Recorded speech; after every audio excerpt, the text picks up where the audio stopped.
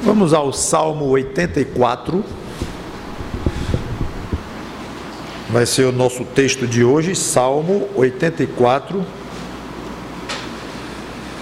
com o título Eu, um feliz adorador. Eu, um feliz adorador. Diz assim a palavra de Deus em Salmo 84. Quão amáveis são os teus tabernáculos, Senhor dos exércitos. A minha alma suspira e desfalece pelos átrios do Senhor. O meu coração e a minha carne exultam pelo Deus vivo. O pardal encontrou casa e a andorinha ninho para si, aonde acolha os seus filhotes. Eu, os teus altares, Senhor dos exércitos, meu Rei e Deus meu. Bem-aventurados os que habitam em tua casa, louvam-te perpetuamente. Bem-aventurado o homem cuja força está em ti, em cujo coração se encontram os caminhos aplanados, o qual, passando pelo vale árido, faz dele um manancial. De bênçãos o cobre a primeira chuva. Vão indo de força em força. Cada um deles aparece diante de Deus em Sião. Senhor, Deus dos exércitos, escuta minha oração, presta ouvidos, ó Deus de Jacó.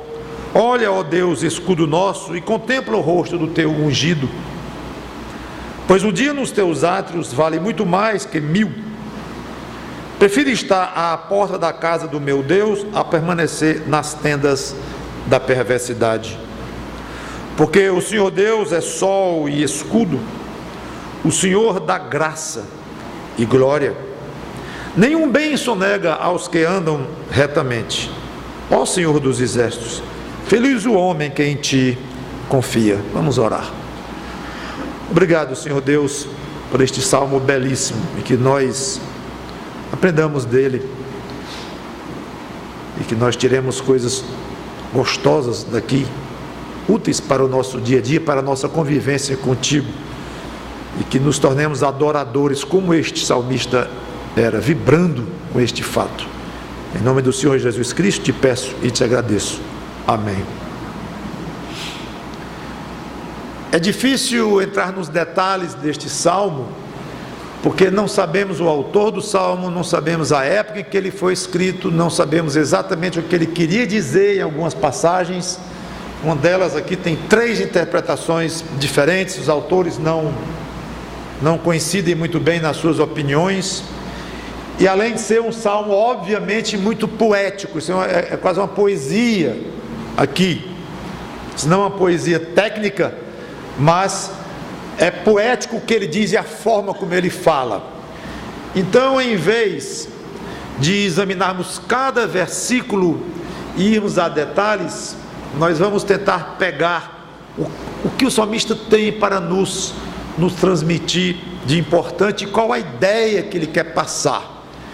Melhor do que entrar em detalhes, como muitas vezes eu gosto de fazer nas minhas pregações. Para uns, Calvino, por exemplo, foi Davi que escreveu, mas não tem a menor prova disto. Muitos acham que foi um dos filhos de Coré, porque aqui vocês veem escrito Salmo dos filhos de Corá ou Coré. Eram descendentes de Levi e era uma turma de cantores, eles cantavam no templo. Então, não se sabe nem se foi um deles que escreveu, pelo menos era para eles cantarem este salmo no templo, mas alguns acham que foi um deles próprio que escreveu, outros acham que não tem a menor condição de saber quem foi. O fato é que, e aqui que é importante nós ficarmos com o que é claro, é que é alguém muito desejoso de adorar no templo, isso é evidente. Aí uns dizem, não, ele está desejoso e ele realiza o seu desejo andando, indo até lá e chegando no templo, como dá a ideia aqui, lá na frente. Outros dizem, não, ele não chegou no templo, ele chegou só na imaginação dele, porque ele estava exilado, longe, morrendo de saudade do templo, com muita vontade de estar lá, já tinha ido várias vezes, então ele está recordando as suas viagens ao templo. Ele não fez mais uma vez essa viagem.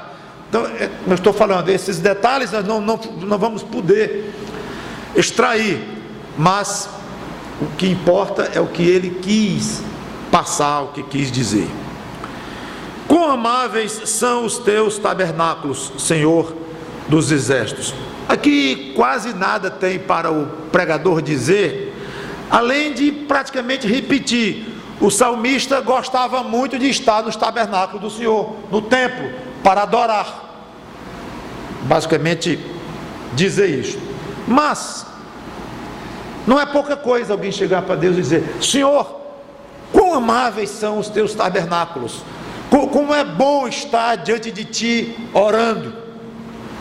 Quando se fala em templo, em adoração no templo, no Velho Testamento ou no tabernáculo, geralmente se associa com a igreja no Novo Testamento, que é o período que nós estamos vivendo. Há uma diferença muito grande entre templo e igreja, eu não vou aqui explicar. O templo, o mais importante de se lembrar é que o templo era um lugar onde, de uma certa forma, Deus estava presente, ali no Santo dos Santos. Então havia algo da própria presença de Deus ali. Numa igreja não há um local onde está a presença de Deus de uma maneira mais forte, mais específica, como lá. Hoje a presença de Deus é feita dentro de nós mesmos. Então, a rigor, cada um de nós é o templo de Deus, porque o Espírito Santo habita em nós. Mas deixando de lado as diferenças, o que tem em comum? De maneira que é próprio, quando você lê alguma coisa no Velho Testamento, falando do templo e da adoração no templo, como é o caso aqui, só é o caso aqui, é próprio se lembrar da igreja. Por quê?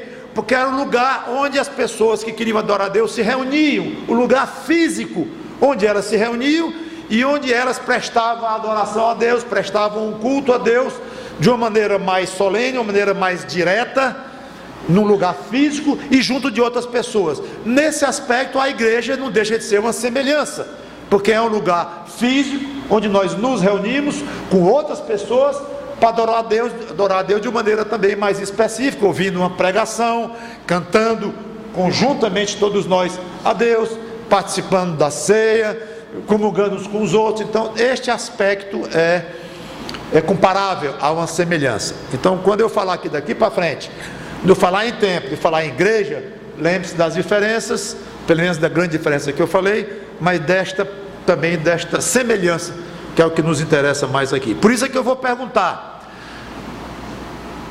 quantas vezes você tem dito: ó Senhor, quão amável é a tua igreja? Como ele disse, quão amáveis são os teus tabernáculos. Quão amável é estar na presença dos irmãos, com os irmãos, te prestando um culto. É gostoso demais. Não precisa saber detalhes do salmo para saber que isso estava palpitando no coração do salmista, estava vibrando com a ideia de estar lá. Você vibra com a ideia de um lugar para vir adorar a Deus de uma maneira coletiva, ouvindo uma pregação? Você não ouve uma pregação em casa hoje em dia, tudo muito moderno, pode até ouvir com áudio, com vídeo e tal, mas na presença de um pregador, na presença dos irmãos cantando, não, claro que não, é uma coisa bem mais fria. E uma igreja serve também não só para adorar na forma de ouvir uma pregação e orar em conjunto, mas como acabamos de fazer agora, nos reunirmos e abrir o coração uns aos outros. Isso é igreja. Você lamenta quando não pode vir adorar a Deus na sua igreja, como esse salmista aqui estava profundamente sentido, porque de alguma forma não podia adorar. Porque diz aqui no versículo 2, né? Observaram o que disse: minha alma, meu coração e minha carne. Pelo que eu saiba, não ficou mais nada dele, tira a alma dele, tira o coração e tira o corpo dele, ficou nada. Ou seja, ele inteiro sentia falta. A minha alma suspira, desfalece, e o meu coração, a minha carne exultam pelo Deus vivo. Ele precisava grandemente de Deus. O grande C.S. Lewis chamou isso aqui de apetite de Deus. Expressão curiosa, forte. E ele disse um apetite até físico, porque ele fala no corpo. Então não é no sentido de mastigar e deglutir, claro que não, mas um apetite mostrando um desejo, uma necessidade até física, porque ele fala que o meu corpo exulta todo. Então acho que o que nós mais importante devemos pensar aqui na aplicação é o quanto você necessita disso, você precisa de Deus, precisa de Deus. 8h30, acho que eu vou para o culto hoje, chovendo, eu tenho um guarda-chuva, eu não gosto de me molhar, o trânsito fica ruim, eu vou, ou não vou. É impressionante que às vezes tanto faz decidir ir como não ir. É interessante isso. E se você está aqui com o coração quase igual a se tivesse decidido, quase por acaso, vou não, nuvens escuras ali, eu acho que vai piorar a chuva, vou não, não vou, tanto faz ir, aproveita e vou mesmo, porque eu tenho até que levar um negócio para o fulano, eu estou com um caderno dele que ele esqueceu na igreja, eu vou dar para ele, é mesmo, passa na casa do fulano para pegar não sei o que e tal, é bom, eu vou ao culto sim. É isso que lhe traz para o culto.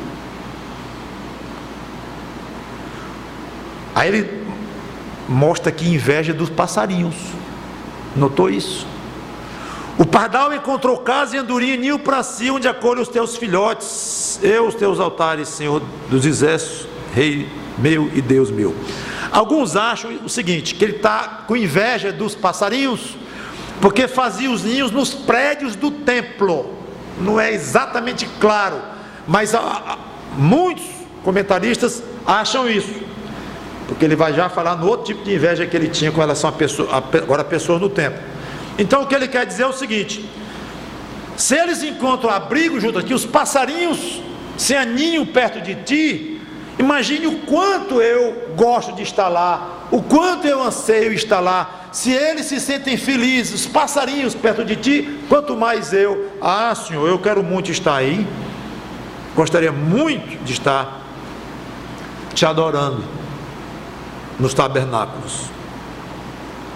Agora a inveja, eu digo inveja talvez entre aspas, dos passarinhos que moravam na redondeza do templo, ele passa para os sacerdotes e levitas que ministravam lá e moravam no templo durante o seu turno. Os sacerdotes e os levitas, eles tinham um turno de serviço no templo.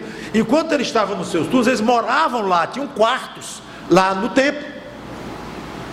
Aí ele diz no versículo 4: bem-aventurados que habitam em tua casa, louvo-te perpetuamente. É bom demais, eu queria estar morando, era logo aí, para te louvar direto, para estar perto de ti.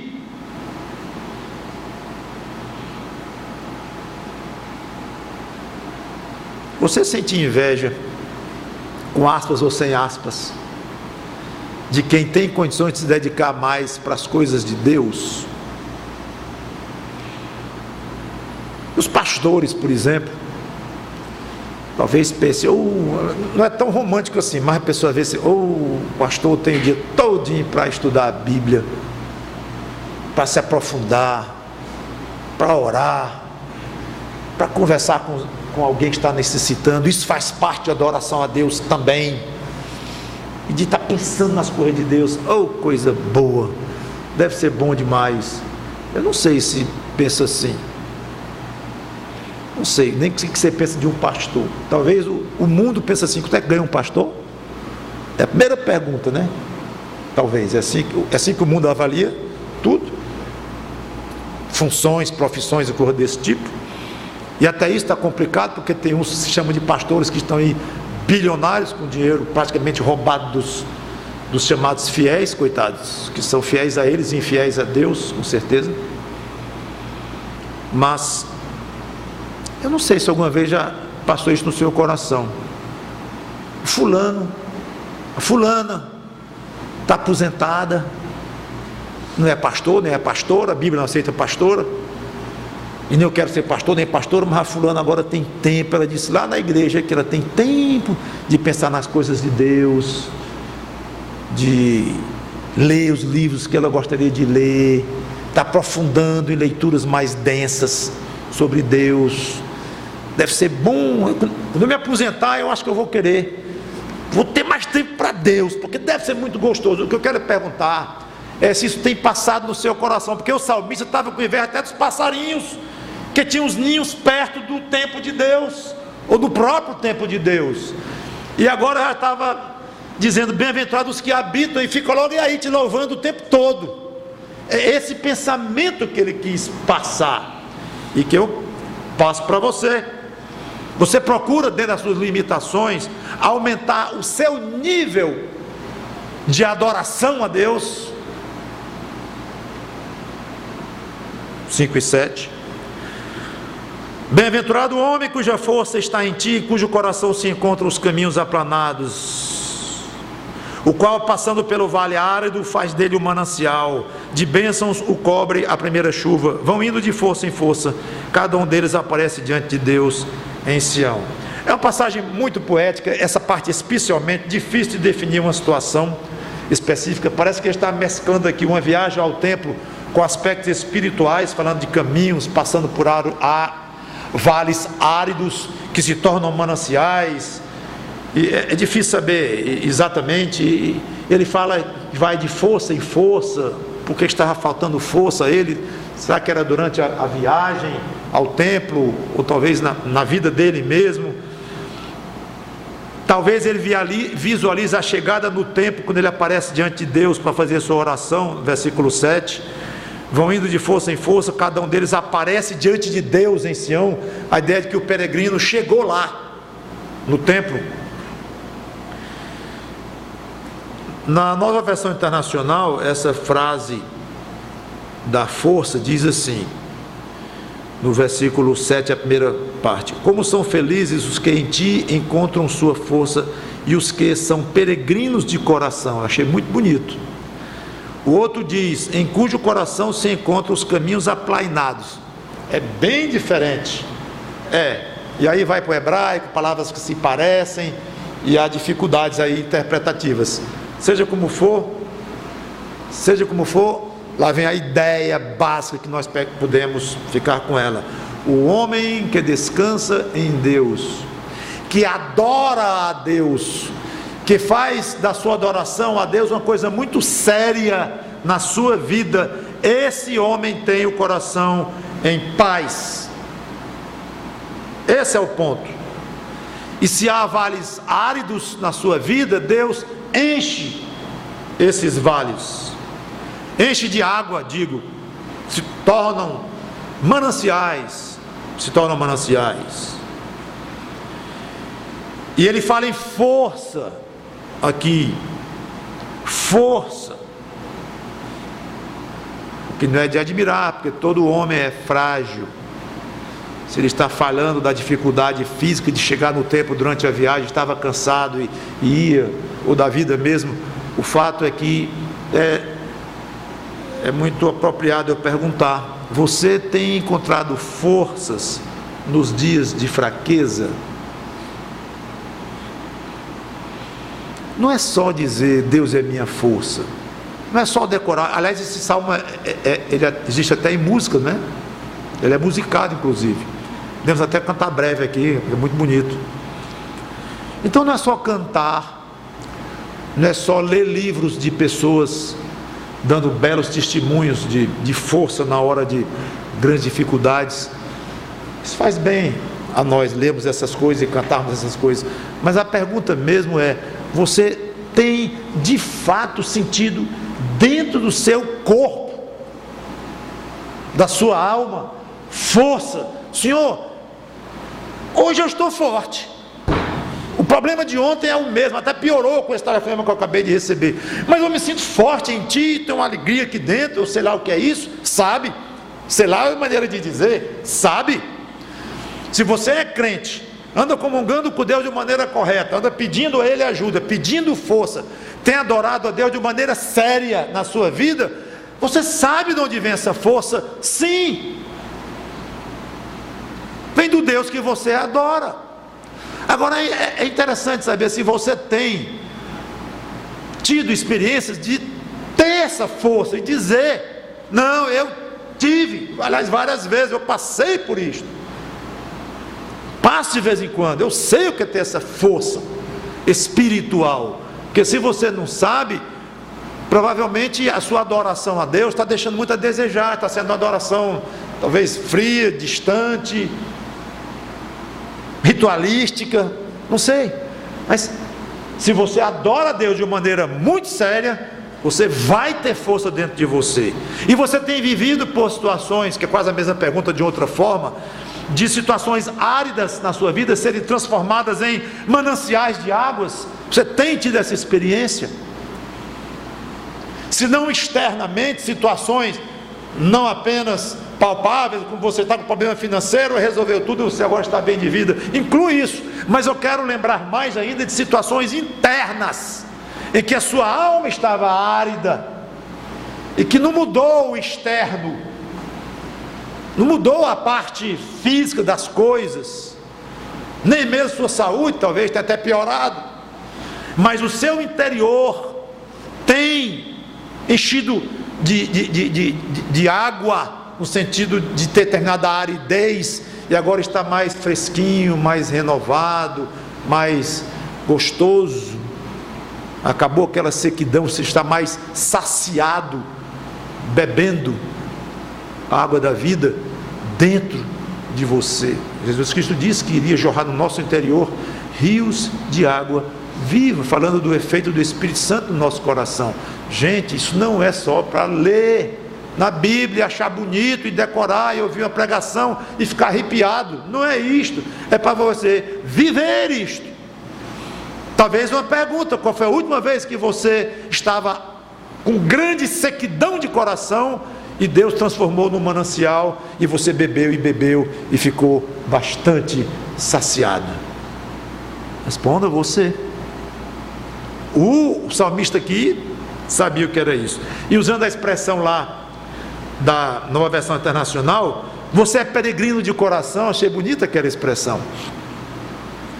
Onde quer que esteja, qualquer hora do dia, em qualquer situação, você está sempre procurando estar diante de Deus, adorando a Deus em espírito, peregrinando até o trono dele, orando diante dele, mesmo com alguma outra atividade, mesmo em uma situação que não seja no prédio da igreja ou numa reunião da igreja, está sempre pensando nele, adorando a Deus. Seja um adorador contínuo de Deus.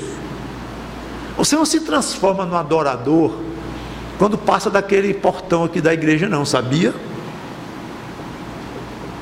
Agora você ficou um adorador, eu vou adorar a Deus ali no templo. Ótimo que você vem no templo, digo, no prédio da igreja, mas quer dizer que você sai do portão e o adorador você deixou lá até de noite, domingo, até o outro domingo, quando você vier. Você deve ser um adorador constante, tomando banho, enquanto o sono vem, na insônia da madrugada, esperando o ônibus, almoçando. Você deve ser um adorador de Deus, dando uma pisa no filho, o dia inteiro. Você deve ser um adorador de Deus. Aí ele chega no templo e faz uma oração. Parece que ele chega no templo, no caso que Deus contemple o seu ungido. A maior parte aqui dos estudiosos acha que se refere ao rei, no caso o rei de Israel, que Deus proteja o rei, que é o escudo deles e tal. Não vou desenvolver. Versículo 10, famosa esta passagem: pois um dia nos teus átrios vale mais que 1000. Prefiro estar à porta da casa do meu Deus, a permanecer nas tendas da perversidade. Para ele fica em segundo plano os dias em que ele não adorava a Deus de uma maneira formal, no templo, em primeiro lugar, e em segundo lugar, no dia a dia da vida dele, ele não queria estar na tenda da perversidade. O que significa isso? Estar no meio do mundo. Não é ele sendo perverso diretamente. Ele fala aqui: eu não quero estar nas tendas da perversidade, ou seja, debaixo do mesmo teto, em comunhão com pessoas que estão cercadas de incredulidade ou perversidade ou iniquidade. É isso que ele quer dizer. Lembrando o Salmo 1, a companhia, ele quer boas companhias, ele não quer companhias e está numa tenda, num local onde a perversidade impera, como acontece no mundo, de uma maneira geral. Então aqui é uma comparação, que ele faz um contraste entre os lugares em que ele prefere frequentar e viver, em comparação com outros lugares que ele não quer frequentar, não quer viver, lugares do mundo, lugares onde a perversidade é de uma maneira mais explícita, e prefere um dia nos átrios do Senhor, no templo, adorando a Deus, do que 1000 dias comuns. Uma maneira poética de dizer. Mas não é porque é poesia que não tem uma verdade clara e forte a ser expressada. E há aqui. Você pode comparar o gozo espiritual de um domingo pelos outros 6 dias da semana, ou com os outros 6 dias da semana? Que significa o domingo para você, quando você pode estar 2 horas pela manhã e mais 2 horas pela noite numa igreja cheia de crentes, ouvindo a pregação, adorando a Deus de uma maneira mais explícita, mais formal. Estou dizendo toda vez de uma maneira mais formal, porque eu sei que você pode argumentar: mas pastor, eu adoro a Deus em casa. Tu está falando de um jeito que parece que eu só posso adorar a Deus no domingo lá na igreja. Por isso é que eu estou tendo cuidado de dizer: eu sei que você pode adorar a Deus em casa. Aliás, a pregação toda eu estou dizendo: seja um adorador direto o tempo todo, até tomando banho eu falei. Eu sei que você pode adorar a Deus o tempo todo, mas há momentos de uma adoração mais direta. Claro, você não pode comparar a maneira que você adora a Deus cantando um hino, tomando um banho debaixo do chuveiro, e você está aqui num culto ouvindo uma pregação ou cantando um hino com um belo coro dos irmãos. É diferente.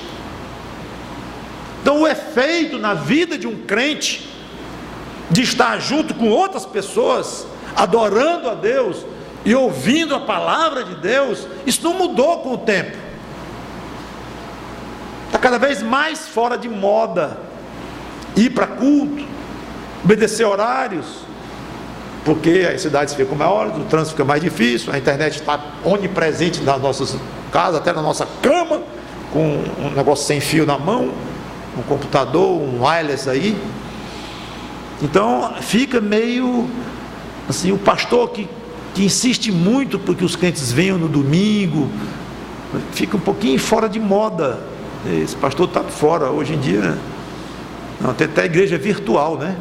Agora, igreja que não se reúne, não tem prédio, a igreja virtual, as pessoas não se conhecem, mas tem o pastor, tem o pregador, tem o culto, tem tudinho, é tudo virtual, um olhando os outros no computador. Tudo bem, é uma coisa já estranha, extrema, mas sei lá, isso acaba contaminando a gente e tirando de nós o peso da necessidade de um encontro físico uns com os outros para adorar a Deus. Você escolhe com cuidado as companhias que você tem ao seu lado, os lugares em que você frequenta. Cuidado com as tendas da perversidade Isso significa, talvez a expressão seja muito forte, mas pastor, eu não ando com ninguém perverso, aí com alguém que maltrata uma criança, que tira pirulito da boca de uma criança, um assassino. Eu não gosto desse tipo de companhia. Não é isso. Qual é a diferença entre a companhia de uma pessoa, aliás, até muito educada, muito culta, cheia do dinheiro talvez, mas com a boca suja, com o coração longe de Deus, um adúltero, que onde anda é uma mulher diferente? Qual a diferença? Talvez muito melhor um malvado mesmo, que tira o pirulito da boca de uma criança. É muito menos perigoso do que um camarada desse. Então, quando ele fala aqui, entendas da perversidade, é isto, é a companhia, é os lugares que você vai, as pessoas com as quais você se cerca, é isso que ele quer dizer. Então, fica o desafio. Você tem escolhido a dedo? Não, eu não vou naquele lugar mais. Aquele tipo de reunião eu não vou mais. Não vou. Aquelas pessoas, eu não me cerco mais delas. Não quero, porque estou me sentindo como se estivesse numa tenda da perversidade. Porque ali só se fala coisa que desagrada a Deus. Que tenda é essa? Não, eu vou para uma tenda onde as pessoas adoram a Deus. Decisão sua. Jesus Cristo não vai pegar no seu braço fisicamente e dizer venha para cá, ou não deixe, ou não vá para lá, ou vá para ali. Ele não vai fazer isso. Ele lhe dirige, ele lhe orienta e deixa que você decida onde é que você vai. Por fim, versículo 11, porque o Senhor Deus é sol. Agora vem as qualificações de Deus. Sol, no sentido de iluminar e mostrar o caminho. Escudo, proteção, óbvio. Concede graça. Os favores que Deus faz a nós estão muito acima dos nossos merecimentos. E o mais curioso aqui é concede glória. Você consegue ver glória em si mesmo pelo fato de ser um filho de Deus? Eu? Tendo glória? Um pecador como eu? Pastor, quem sou eu? Eu não vou pensar tão alto assim de mim mesmo. Mas é pensar bíblico de si mesmo. Você vê glória em si mesmo. Não uma glória que vem de você. Não uma glória oriunda de qualidades inerentes ao seu coração. Você é fraco disso. Eu também. Mas uma glória recebida de Cristo. E por causa de Cristo. Que o crente tem glória? Tem. Hoje é um filho de Deus. É alguém justificado pela fé em Jesus Cristo. É alguém para o qual Deus olha e não vê pecado algum. Porque Cristo o justificou. Cristo lavou com o próprio sangue dele os pecados desse crente. O curioso é que essa noção que você tem glória pelo fato de ser filho de Deus, joga sobre você uma responsabilidade. Eu tenho que ser coerente com a glória que o meu Deus me deu em Cristo. Será que eu estou fazendo, me comportando, sendo o filho de Deus à altura do nome? O que eu estou falando, as pessoas com as quais eu me associo, as coisas que eu pratico, são próprias de alguém que tem a glória de Cristo sobre si próprio? Então não é questão de você, eu sou muito humilde, então não vou dizer que eu tenho glória, que precisaria me gabar muito. Depende do seu coração e da maneira como você vê isso. Porque você tem glória, sim, como filho de Deus. E faça por onde? E respeite, considere o fato que você tem esta glória. E vai ter muito mais, obviamente, na eternidade, quando teremos corpos glorificados, arrancado de nós todo o coração ruim, malícia e maldade, que hoje, infelizmente, ainda temos e nos atrapalha demais. Mas é muito curioso esse detalhe aqui, dizer que Deus concede glória para os seus. E concede bens aos que andam retamente. Concede graça, concede glória, concede bens. Deus é um doador, é um Deus doador que dá. E encerra ao Senhor dos Exércitos. Conclusão, né? Feliz é o homem que confia em ti. Um bom teste para medir a sua confiança em Deus. Você se sente feliz? Um bom teste. Feliz o homem que confia no Senhor. Sendo feliz?